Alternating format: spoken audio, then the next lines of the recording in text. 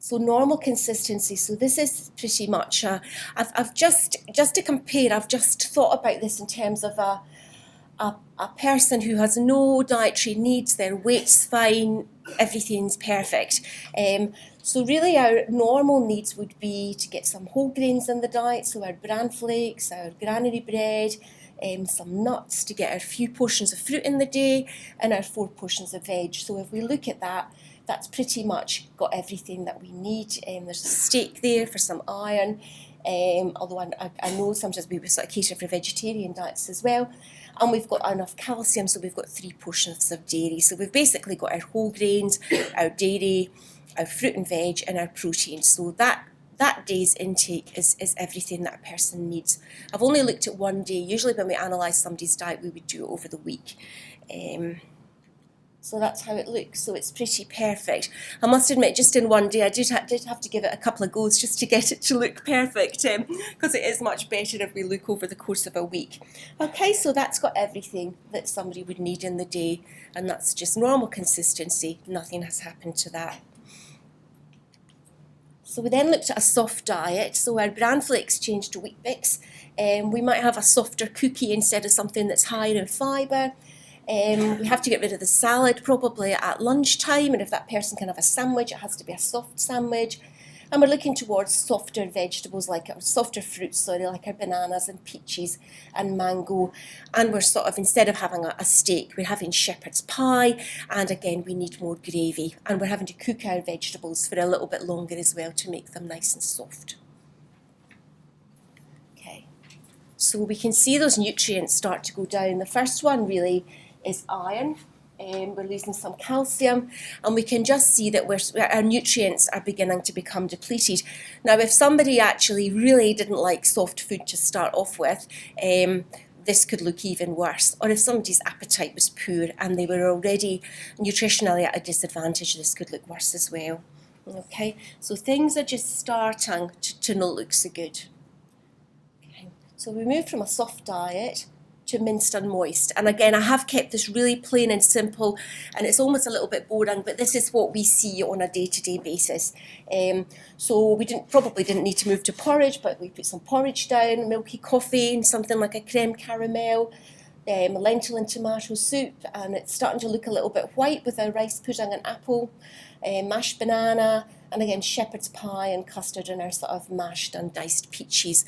So that's our minced and moist. It's a little bit bland, but that's the kind of minced moist diet, going from the foods that we started off with. And that starts to look like that. Okay, so already we're depleted in vitamin C, in zinc, in iron, magnesium, folate, and all of these nutrients. We're then thinking about things like iron deficiency anemia over the long term. If somebody's already compromised, we're thinking about pressure sores, skin integrity, because we're losing our zinc and our vitamin C. So with that minced and moist diet, we can see that really the nutrients are beginning to be depleted quite badly. A lot of it's to do with overcooking. And some of that might be to do with food quality being poor in the first place. So in group homes, I'll always say, for example, make sure that you buy a good quality fruit juice that has vitamin C added, because that makes the difference. Make sure that your fruit and veg haven't been lying about for ages, and they're all sort of water-soluble vitamins and losing their vitamins. So trying, even for modified consistency diets, we're trying to steam instead of boiling and loads of water and losing the nutrients. So it's just kind of getting people to think about that food quality. But generally, as we start to go down, those nutrients are starting to be depleted. Okay. So then to go to a smooth puree diet, so we're porridge, milky coffee, we're sort of yogurts and puree mango, cream chicken soup, and again sort of pureed rice pudding, apple, puree banana, puree shepherd's pie, lots of gravy, and sort of our custard and peaches. Okay. And that's really quite bad. So I kind of say, certainly within our organisation, I'll try and say, like, if anybody's on a puree diet, they really should have a referral to the dietitian before that diet starts. So we can see the energy on the minced and moist, the energy starts to become a little bit lower. This puree diet's deficient in protein, in B vitamins, vitamin C, folate, magnesium, calcium, iron, zinc, selenium and iodine. So most of the nutrients are really fairly depleted in just a puree diet that we've done nothing at all to. And for a person who's probably already quite vulnerable if they're on a puree diet, then it's just really adding to that vulnerability tenfold. So if we then do the thing we do, and I'm sure you've watched dietitians fortify diets, so if I just took the puree, if we then fortify a puree diet in the way that we would, so the porridge might have fortified milk, it might have some extra sugar in it, we might put some cheese into the chicken soup, we'd have the shepherd's pie with cheese and maybe some oil and butter and cream, so we'd just be using all of those kind of everyday household ingredients to fortify it. It's still lacking in nutrients because it's not having the whole grains and it's not having the green veg. That's what's really missing. So we can see it's still missing in vitamin C, some of our B vits, magnesium, iron, and selenium. So even when we just fortify a diet, we can it's still not looking as good as it should be nutritionally. So what do we do about that? So the dietary modifications, really just to summarise, so really the higher the texture modifications, the more likely you are to have nutrient deficiencies. And also that some changes will be more significant than others, depending on that person's appetite, on whether they enjoy the food, on how the food's being prepared. We know the key nutrients. The other things that are low are going to be fibre, and that wasn't even a diet that had modified fluids. So if a person's on modified fluids, then really fibre and fluid are going to be quite key in deficiencies as well. And then people become constipated, they're at risk of UTIs, they're at risk of all sorts of problems then. And if people have reflux and they become constipated, then the whole problem just becomes worse. And a lot of this, as I've said, is just due to that dilution of foods. It's due to the overcooking of foods. And it's due to the smaller portions of the actual nutrients. And really, everybody requiring a modified consistency diet, it would be good if they even just had a starting point in terms of nutrition. Even somebody going on to a soft diet, where are they at?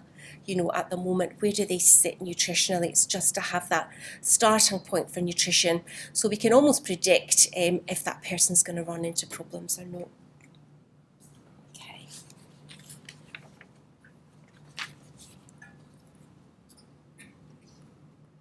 So the effects of poor nutrition. So we already have a compromised population. So just poor general health, respiratory illness and a longer recovery time. So we're seeing people already with dysphagia who may have poor chest health. They then become further compromised because of their diet, and we go into that vicious cycle of never really recovering from those chest infections. More hospital admissions, and if people are already compromised when they're admitted to hospital, their length of stay is likely to be increased. They're more likely to miss school, to miss work, decreased quality of life, delayed healing, and just pressure areas again in this compromised population that we can work with. Poor immune function, and with the children, it's that poor growth that we see. We continually see children who aren't growing as they should be because their diets are compromised because of their dysphagia. So lots of different effects of poor nutrition, and that in itself could be a day's lecture, probably more than that, but I just thought I would just summarise that for today. Okay. Right. So additional challenges when working with a disability. I work with dysphagia, and I have done in all sorts of settings, and I think that our skills are quite transferable from one setting to the other. But I think if we work with a disability, there's certain things that we have to think about when working with dysphagia. One of the hardest things is if I see somebody maybe in my palliative care role who is able to go home and able to make their own decisions, we'll often do a joint visit, myself and the speech pathologist, and we'll say to that person, well, you should really be on a Minced and Moist diet, and explain what that is, and they'll go, yep, that's fine, but I probably have decided I'm not going to do that. I'd like to go home and I'd like to feed myself at risk. And we go, that's absolutely fine, that's your decision. We chat it through, we chat through the consequences, but they make that decision and off they go and do that, and that's absolutely fine in that situation. when we're working with group homes and when we're working with people with a disability, that's the bit that's really, really hard, because we're making decisions on other people's behalf, because it's our responsibility. We can't give people pizza just because we want them to feel the same as everybody else, because it's our responsibility to keep them safe. And I think that's one of our biggest challenges, and it's one of our biggest challenges working with carers as well. They need to really understand why it's so important for that person to be following that modified consistency diet. And it's also so important that we provide the best support and the best kind of diet that we can, so that everybody's happier with that. So that's one of our huge challenges, I think, is that we're having to take responsibility for another person. And I think that's one of the toughest areas really with dysphagia when we're working with disability. We're also working with a client group whose nutritional status is usually compromised to start off with, and then we're going to put them on a puree diet, and that's just going to make that worse. We've talked a little bit about communication. It's hard also often to communicate to somebody why they need to be on that diet, why they should stay on that diet. That's the bit that can often be really tough. And we often see behaviours because of that, and we can be working with behaviours anyway that can make it difficult for people to stick to that diet. So mealtime support is another biggie. We have to do a lot of training, a lot of education. We can have maybe 5 or 6 different staff members working in a group home at any one time, and we've got to make sure that that education and that training goes to everybody. And might also have to go, if people go home for the weekend, if they go back to their parents at the weekend, we've got to do education there as well. So there's a lot of different issues that can crop up, and also the education to everybody is huge. People can have lots of different medical conditions.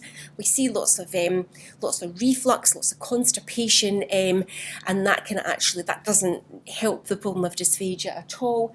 And also drugs. We can see people on anti-epileptic and antipsychotic drugs that again slow the swallow, make people tired, and it's just lots to think about. So I think working in the disability field, I really think that if people are here and you aren't really working so much in disability, I think if you're working in, different areas in private practice but still seeing dysphagia, I still think our skills are interchangeable, but we just need to think about the responsibility factor, and just we're working with so many different people.